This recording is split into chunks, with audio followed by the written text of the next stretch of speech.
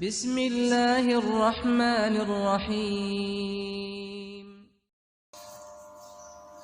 الحمد للہ رب العالمین والصلاة والسلام علی سید الانبیاء والمرسلین، اما بعد فاعوذ باللہ من الشیطان الرجیم، بسم اللہ الرحمن الرحیم۔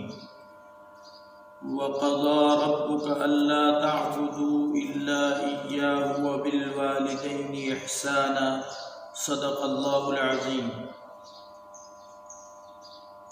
برادران اسلام، قرآن پاک میں اللہ تبارک و تعالی نے فرمایا کہ اس کے علاوہ کسی کی عبادت نہ کی جائے۔ وَقَضَى رَبُّكَ أَلَّا تَعْبُدُوا إِلَّا إِيَّاهُ، بس عبادت صرف اور صرف اسی کی ہونی چاہیے۔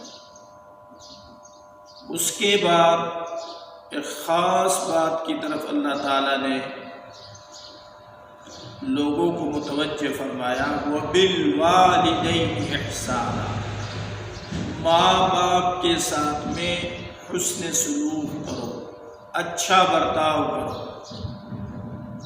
یاد رکھیے، گناہ تو انسان سے ہوتے ہی رہتے ہیں، لیکن بعض گناہ ان کی سزا کا تعلق آخرت سے ہے۔ من جملہ بعض گناہ ایسے بھی ہوتے ہیں کہ دفعتاً اس سے متعلق دنیا میں بھی اسے نقصان بھگتنا پڑتا ہے۔ ان گناہوں میں سے ماں باپ کی نافرمانی ایک ایسا گناہ ہے کہ جس کا خمیازہ آخرت میں تو بھگتنا ہی بھگتنا ہے، دنیا میں بھی بھگتنا پڑتا ہے۔ ماں باپ اللہ کی بہت بڑی نعمت ہے۔ ایک حدیث میں جناب رسول اللہ صلی اللہ علیہ وسلم نے ارشاد فرمایا، جو شخص محبت کی نظر سے اپنے والدین کو دیکھتا ہے، اللہ تعالیٰ اس کو ایک حج مقبول کا ثواب عنایت فرماتے ہیں، ایک مرتبہ دیکھنے پر۔ ایک حج مقبول، ویسے آدمی حج کرنے جاتا ہے،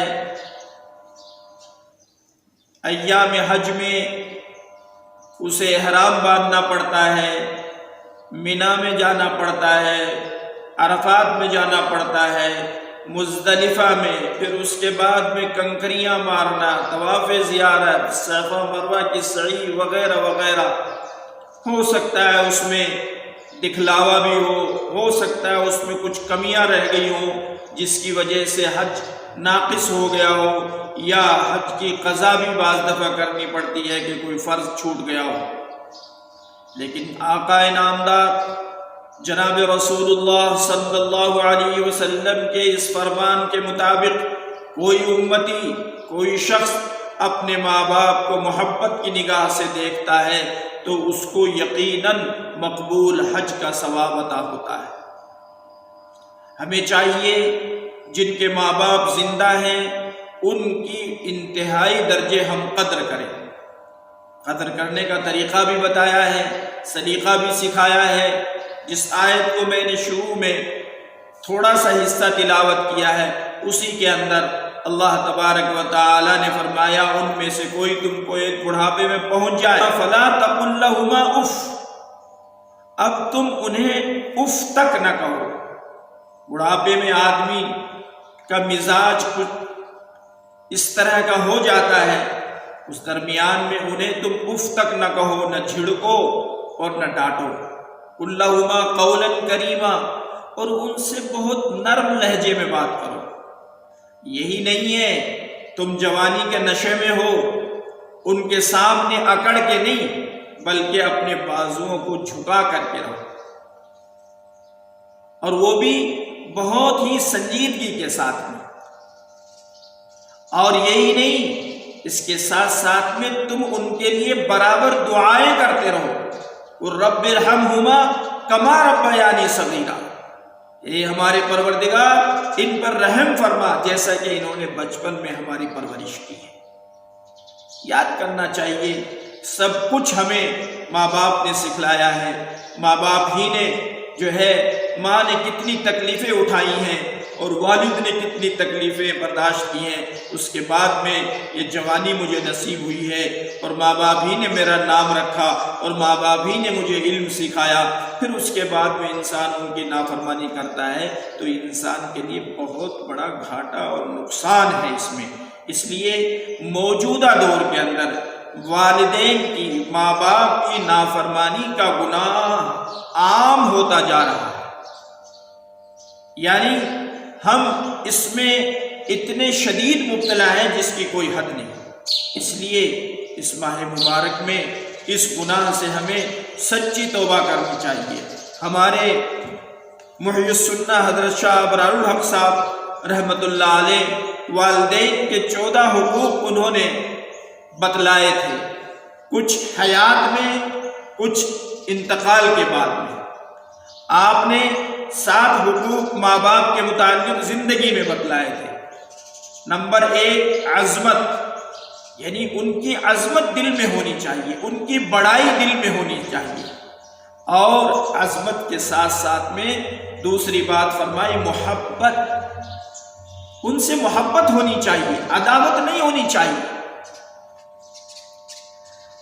تیسری اطاعت، ان کی بات کو ماننا چاہیے، اور چوتھا فرمایا خدمت اور فکر راحت۔ ایک تو ہے خدمت، ضرورت ہے پانی کی ان کی، اور مزید ان کو راحت و آرام کی فکر ہر وقت رہنی چاہیے، اور رفع حاجت، ان کی کوئی ضرورت ہو تو اس کو پورا کرنا، اور اگر دوسرے مکان میں رہ رہا ہے، کسی دوسرے محلے میں رہ رہا ہے، تو گاہے بگاہے ان کی زیارت و ملاقات، جیسا کہ میں نے حدیث آپ حضرات کے سامنے عرض کی ہے کہ اس زیارت پر کتنا ثواب ملتا ہے، ایک حج مقبول کا ایک نظر پر ثواب ملتا ہے۔